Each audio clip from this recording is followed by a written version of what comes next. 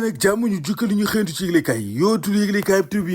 yëglekaay bi di ma xamal ci xëtam mu njëkk loo ci mën dégg daal mooy fi mu nekk nii opposition parlementaire bi teg nañ Diomaye ci ay responsabilité am takk walu nag ginnaaw bi nga xam ne député noonu aligné yi lànk nañ ne duñuy saisir conseil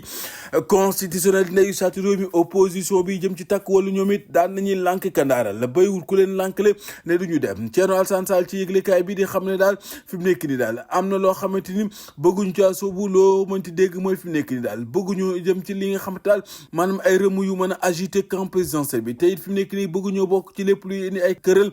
partisanerie yi lépp lu mën a indi jax-jax ndax dañuy xool intérêt réew bu Sénégal moo tax ñu jël dogal bu ni mel Sud Quotidien ne ma ñàkk saisir conseil constitutionnel boobee ci réforme code électoral bi daal day rek yóbbu li nga xamante moo di Pastef ay division maanaam ab xaajaloo goo xamante ni mën naa am seen biir Walf Quotidien nag cacophonie kay moo am ci biir ku jégi ci ñàkk saisir ab recours ci conseil constitutionnel ci modification code électoral bi point actu naan moom ku jégi kay raxasu na ci ba set wecc retiré noonu nag bal ba nag ma nga ca kaawu Diomaye moo war a mëkk bal tëg dënn dóor mu dugg lu ko may rek moom leneen lu ca am ñoom seen yoon nekku ca opposition bi daal ñàkk nañoo kon attaqué li nga xamante moom moo di L29 ak L30 li nga xam ne daal moom la ñu def mooy bàyyeekoo ak Diomaye mi nga xamante nag daal ma nga ca mbaggam gàddu ca ab avant projet réformateur bu code électoral loo ci mën dégg takk wala daal nee na bëgguñoo di dugg ci lépp loo xam ne mën naa indi ay tension interne yu mën a jaxasee parti pouvoir bi ak li nga xamante moo di seen biir bañ faa indi ak giita nga ak i jafe-jafe léegi noonu skir nag kon daal nañu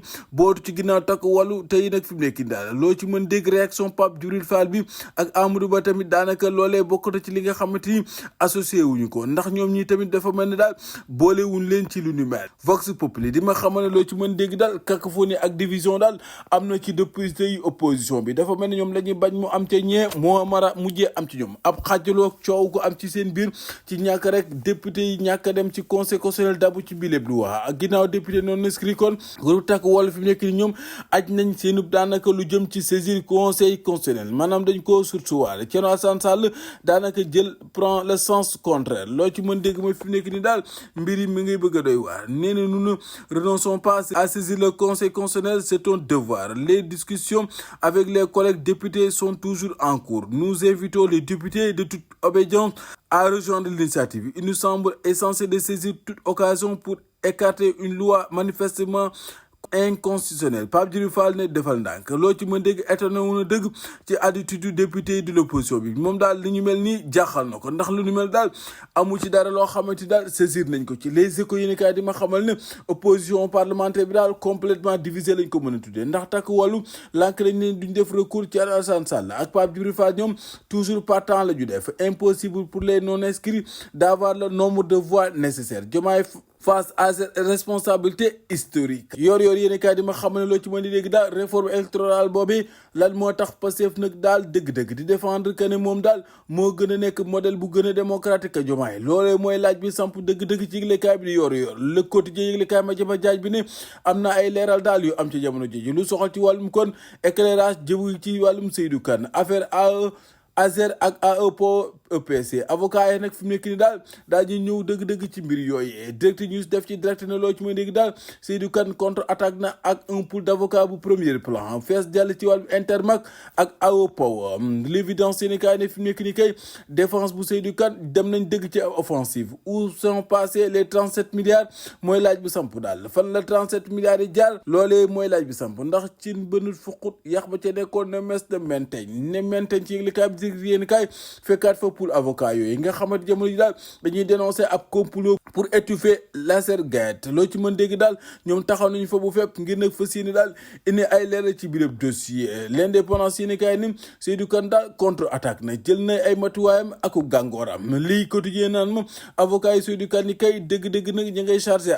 Azer nee nañ nag mooy maître d'œuvre bi ci tout processus tey nag mënul wax rek am na ci ay loxo yu sedd yet maanaam ay main propre daal mënu caa aju ay accusation de faux serait un prétexte pour justifier l'éviction de la partie civile de la partie sénégalaise et prendre le contrôle des ressources financières loo ci mën dégg daal résiliation bu contrat par l'État du Sénégal boobee est juridiquement impossible te moo yéene kay naan défense bu Seydou Kane bi kay contre attaque dëgg la ñu def ci Intermac à AEPO pensant ak lépp lu jëm ci wàllu du mel l'ASER nag fi mu nekk nii daal moo autorisé paiement d'un montant total bu près de 37 milliards de francs CFA loolee war nañ ko clarifier sunu client nag jamono ji dafa am ab véritable matraque médiatique loolee daal moo dal ci kawam di ko viser investir le partenaire sénégalais pour détourner les bénéficiaires du financement obtenu le peuple yéene kaay na Seydou Kane est blanc comme neige loo ci mën dégg daal si àllu aserget boobee lépp avocat yi leeral nañ ko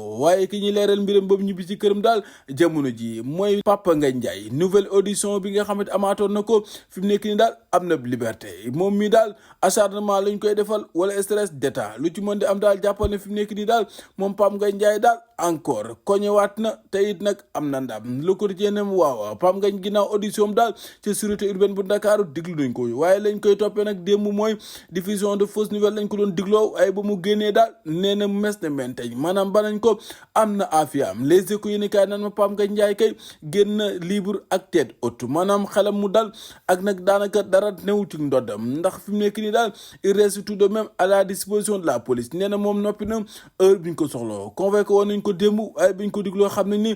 dëgg xam nañ ne dëgg li ñu def teguñ ko fenn teg yëglekaay boobee yooti révélation di ma xamal ne nag centenaire u Papa Ablaye Wade bi daal tuxal nañu ko le 4 ak le 5 juin la ñu jàpp 29 mai la waroon a am waaye jàppal ne tuxal nañ ko local info yéenekaay di ma xamal ne dëgg la kay mbir moomee kay ajani nañ ko lu jëm ci Pape di soppi kon mujjatu am 29 mai 4 ba 5 juin moom la ñu ko jàpp ñi nga xamante ni jàpp nañ leen ci mbir yu jëfi ñu luq njur wax jaa ngi ne teng ci libération affaire bu enfant bu xale bu 18 mois bi nga xam faat nañ ko ci Vélingara daal fulbe jàppal ne monsieur Camara mi ki ko égorgé daal ab oncle paternel am ëpp naa wax waaw coincé par les gendarmes les mises en cause connues pour usage de drogue est passé aux aveux maanaam dëggal nañ ni ñoo def musiba ni mel ginnaaw bañ jëfandikoo xeetu ciné bargo di wàllum drogue mu mel ne nag nekk na loo xamante ni jëf ju ñaaw la waaye jëf yi nga xamante tamit moo gën a ñaaw mi ngi fës ci li nga xamante moom moo di kan yëglekaay bi Dakar waa mooy lu jëm ci wàllum mbirum homosexualité bi mbir yaa ngi àgg ba 90